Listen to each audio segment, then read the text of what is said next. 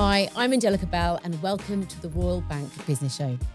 Joining me today is someone I'm especially excited to be chatting to. She's dating app turned parenting app extraordinaire and has built an incredible online space for millions of women to connect. It's Michelle Kennedy, founder of Peanut. Today we're going to be talking about how Peanut has managed to connect millions of women together, why purpose is so important for businesses, and how you can go about finding that purpose for yourself. We've got a lot to get through, so let's get into it. Michelle, thank you so much for being here today. Thanks for having me. So, do you mind telling us about yourself in 60 seconds? It's something we ask our guests to do all the time. No, don't, it's okay. I'm a talker, but I'll go. Well, I think it'd be perfect for you. Do you? Yes. 60 seconds. 60 seconds, tell me about your journey now. Okay. My name is Michelle Kennedy. I'm the CEO of Peanut. I started life as a corporate lawyer doing mergers and acquisitions. And I quickly realized that I wasn't really that kind of lawyer. Moved into work in-house for a client and then eventually ended up working for a dating website called Badoo. At the time, it had 52 million users. I'd never heard of it before and became their lawyer. I'm very nosy. Started asking loads of questions, eventually became deputy CEO there.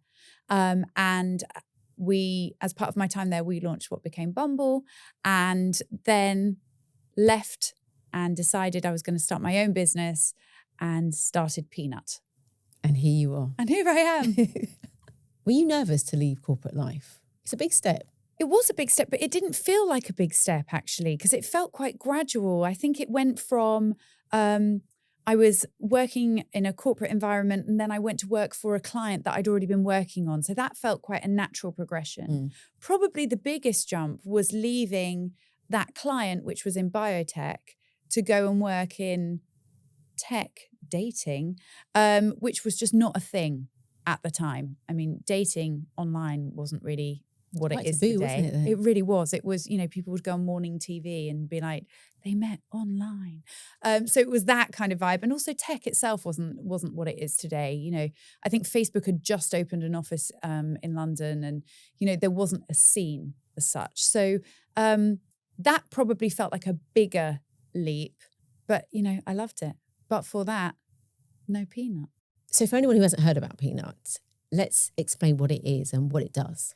So Peanut is a social network just for women, and we focus that social network across life stages. So through fertility, IVF, adoption, surrogacy, pregnancy, new motherhood, and most recently menopause. And the way the app works is you'll see women around you at a similar life stage. You can tell us a little bit more about yourself and we'll match you with other women who are nearby. There's another part of the product which is about groups and communities. They might be local groups that you can join. They might be cohort groups based on you're all got a baby due next year in June. Or it might be that you're really into gaming. There's a group for that. You might want to join the reality TV incognito group, whatever it is. There's a group for everything.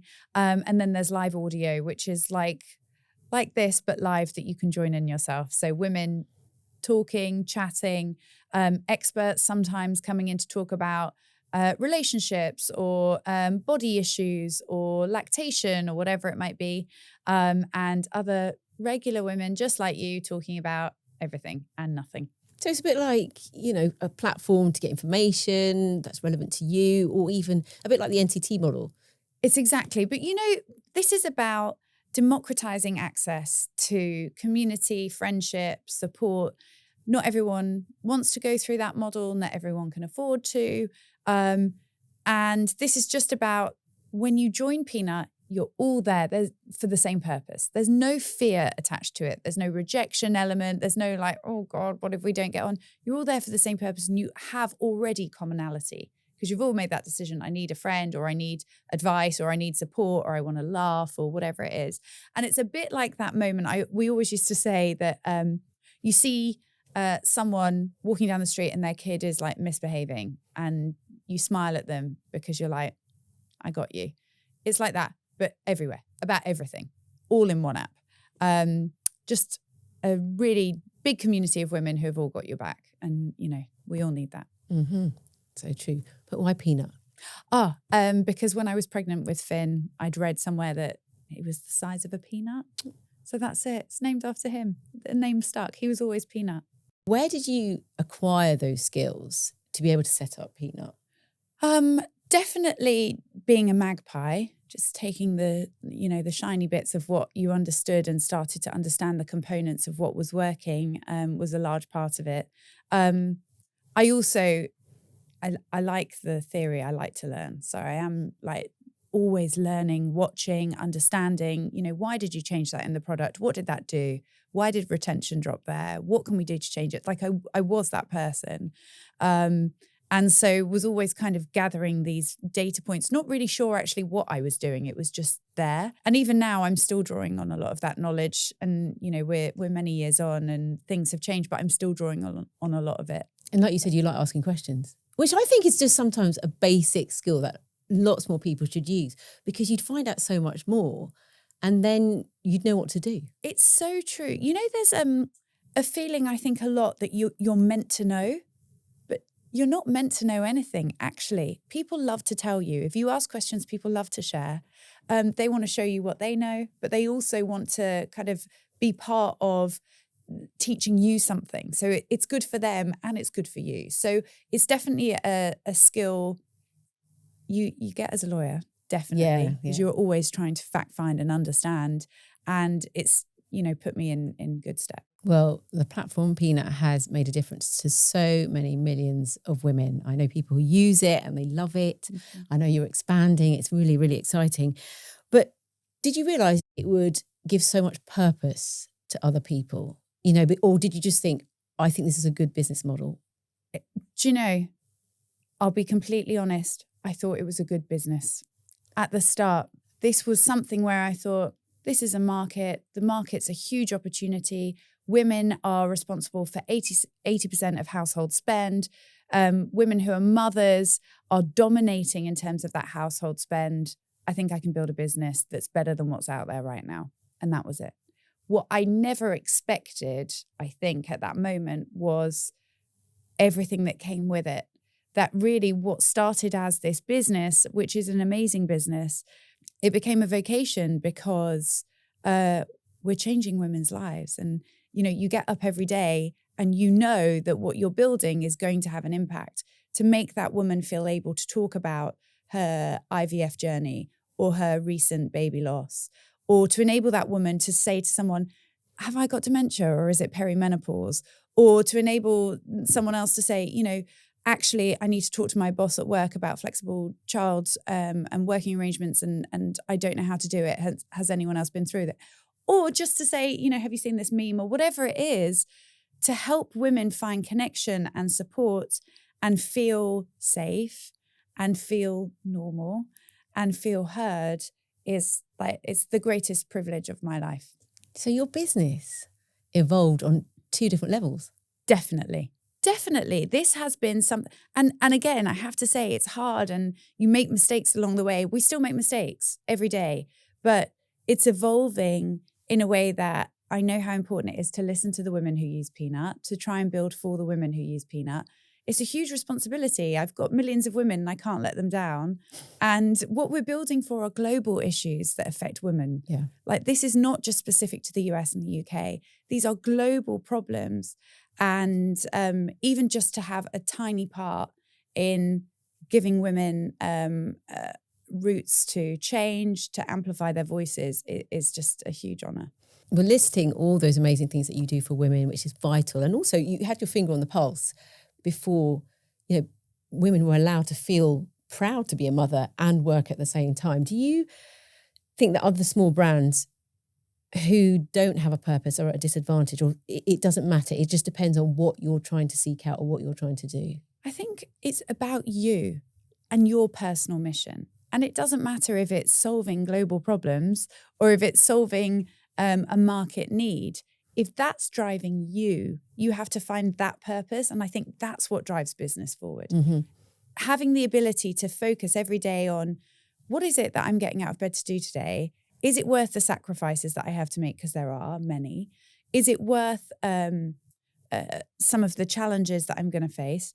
Come every day, like grenades.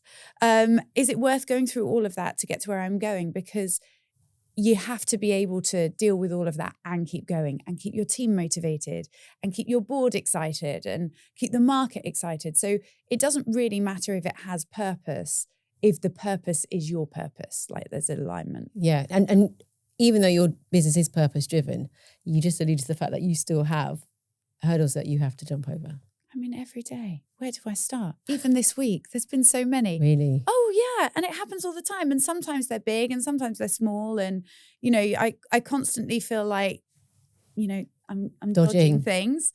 And that's okay. Like, actually, what happens is you just get a bit slicker at it. So some things come and I'm like, no, that's fine. I've had something similar to this before. And sometimes something comes and I'm like, really? Really? Like, okay, and go again, and you try and work your way through it. So it is happening all the time, but it's worth it. And also, you know, even if other people present that that's not happening, 100% it's happening to all of us. Yeah, because it's so easy to see successful people, business people, and you're like, it's just, I bet they're just sailing through. That's it. 100%. You have no idea. Swans, legs like this all the time.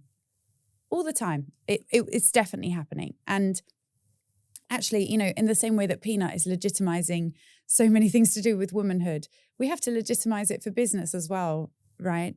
These things are totally normal. We've all been there. If you can find a little network of other founders or CEOs or people in your industry to talk about it with, you'll just scratch and say one thing. Floodgates will open. Everyone, oh, it's happened to me. Oh, yeah. God, you can't believe it. It does happen. It does, you know, it's totally normal. Support networks help. So what advice would you give to other people wanting to set up a purpose-driven business and they have no idea where to begin? So really fundamentally, reading. Reading is really important. And it doesn't even have to be that you read anymore. You can listen to podcasts. You can listen, you can absorb it, but you have to understand business fundamentals. Social purpose or not, you're running a business. And so you have to understand the fundamentals. And if you haven't learned them through whatever you were doing previously, or you haven't done anything yet, and this is your first, you have to educate yourself. And there's so much resource there now. It's amazing. Again, compared to when I was starting Peanut, the resource that we have now is incredible. Like, there's so much. There are amazing podcasts. I'm obsessed and I listen all the time on the way here, wherever it is. It's learning, even passively, like, you know, that's super important. And the next is really making sure that you're aligned with that mission and that purpose. Is that the thing that even when it gets really tough going, you still keep going because you believe so fundamentally in what you're building and the change you're going to make. And I think that's important. And the final thing, team, right? You're not doing it on your own. You have to build a network around you of people who believe in that mission too. Your team, you have to get your family and your friends on board. Like, you need that because there will be moments when it's hard and you need people around you to kind of be like, you know, remember what we're doing it for, remember what we're changing, remember where we're going. Remember the size of this opportunity, that kind of thing. Because that's a really difficult thing sometimes to get sorted, isn't it? To have those people around you. A lot of people say sometimes it's just easier to be on their own, or just then they can make the decisions and there's no one to let them down. Yeah, I think I've also done that part, and I've also done a lot kind of on my own. And you know what? It's lonely, man. Yeah. It's hard. And you need people around you who are going to be like, come on, you know, there's nothing better than the thrill of hearing something amazing that's happened to Peanut and my entire team being like, whooping for joy. Right? There's nothing better than that feeling. There's nothing better than walking into a room and someone saying, I love your product. And you're like, and that feeling, and you don't get that when you're one person. You know, it's a shared joy and it's a shared reflection. And it doesn't matter how you're doing it. If you're going onto whatever like communication system you've got with your team, you're like, oh, you know, when I leave this and I go and I say, oh, you know, people in the room, they use Peanut. It's always moments of like sheer joy. So don't make yourself an island. I've tried that part and it's really hard and quite lonely. Do you think setting up Peanut has empowered you as a woman? I know what you're going to say. I mean, look, but for Peanut, my life would be so different. It's really important to me that time away from family, time away from friends is time well spent. And So it has to matter. it has to matter. It has to count. I have to make it count. If I'm going to be away traveling for a week from my family, from my kids, I have to make it count. It has to mean something. And so, yes, how could that not be empowering? Anything you would have done differently? No. Hindsight's perfect. Do you know what? I have to try and not like go back to hindsight. There are so many things that I would rethink in my approach. Whether that's from the very first approach to fundraising, I think I would have thought about that a bit differently. Construction of early team, I think I might have thought about that differently. But all of it has informed where we've got to today. So there's little point in looking back. I can only look that way. Okay, well then, using all the life experience you have along the way, what 3 pieces of advice would you give to a woman who wants to, become an entrepreneur or set up their business? So the first thing is, why not you, right? Don't wait for someone else. Oh, I've got this idea, and then someone else will come out and you'll be like, kind of thought about that, or like, I would have done it better, or whatever it might be. Like, it can be you. So let it be you. And leading on from that, it's just never going to be the right time. There's never going to be the time that you're like, okay, so now this is the time, right? I had a 2.5-year-old and a mortgage, and there was never the right time, but that was the time. That doesn't mean that you can't plan. So I always remember reading another founder who had said, there's no plan B. Everything's plan A, because I just have to make this work and there's no plan B. And I always remember thinking, wow, it's a massive luxury. There's no plan B. I have to have a plan B. I've got a little person who depends on me. I can't not have a plan B. So what did that entrepreneurship look like for me? It meant that I saved a bit before it was the right time to have a little war chest ready to go. And I made sure that there were always other things that I could do to support. I could go on boards. I could be an advisor. I could do something to make sure that I could get plan A. That was my plan B. So it wasn't a plan B, it was just a backup. Support. And I think that's really important. Like, we have to be realists. We have lives, we have bills, we have other, things that depend on us. So I think it's a bit of a luxury to be like, only plan A. Yeah. I think I had to have a bit of that. So that's my third tip. It's okay to have a plan B or a backup or a support. Where can they go for advice and places where they could seek funding, just getting that backup? Listen, funding is a really, we could talk for hours about that and the problems with the landscape and where I feel the challenges are and how frustrated I feel about it. The very, very clear message that I can share is networks are really important, and I never knew it and I never understood it.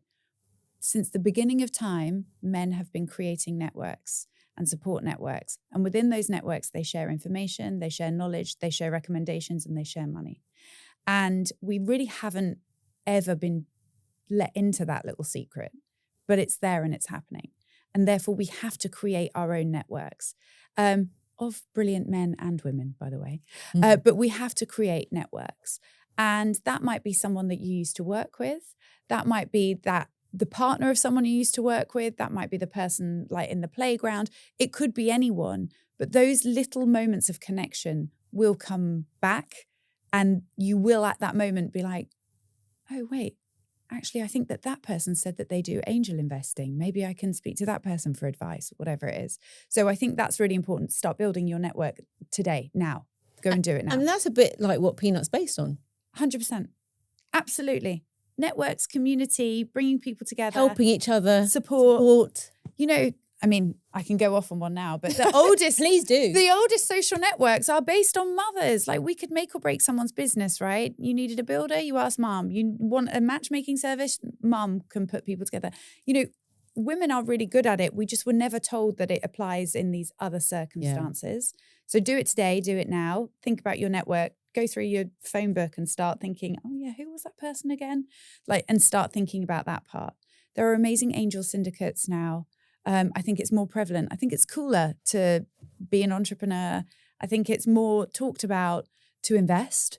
So I think it's more like there are more resources for investment readily available. So I think that's important. But also understanding Do you need investment? Is investment right for you? Could you bootstrap? Do you need to take, because you must remember the dynamics of what you're doing. Every time you take money from someone else, you're diluting your company. You own a little bit less. And all of those dynamics are important. Not everyone has to do that. Some businesses, you're going to need that. But some you can just get started. You could take a small loan and get started, and you never have to be in that position where you don't own 100%. So I think it's just understanding some of that. Again, podcasts, read a book, learn about it, and then access to investment, work out what investment route is right for you. Start thinking about angel investment as a starting point, I think, before you think about venture capital and beyond. I was just thinking about everything you've been talking about. And one thing that struck me is that what you're saying is that women are more powerful than we believe. So much power. So much. We have so much authority. The authority of the word that if you tell me something, that you love something, I'm going to say 99.9%, I'm going to go buy it, sign up, read it, whatever it might be. And the authority that your voice carries is huge. So women are extremely powerful, and we just haven't really understood what that power can do for a very long time. There's still huge gaps of where we need to kind of step into that power and own so many other spaces. But right now, there is a narrative where our voices can be heard, not on everything, but we're getting there. And so never, ever question the power of being a woman. It's an advantage. It's a superpower. Superwoman. Yeah. I'm all over that. Me too. One piece of advice that has given you hope, that has inspired you for your journey. I've had amazing advice along the way. I've also had really, really rubbish advice. Which makes the good advice. Yeah. And then you look back on it and you're like, what? No. But I have been fortunate enough to have amazing advice. But it was the piece that I've already shared with you. But it is that, why not you? Why not you? Yeah. And it's in anything.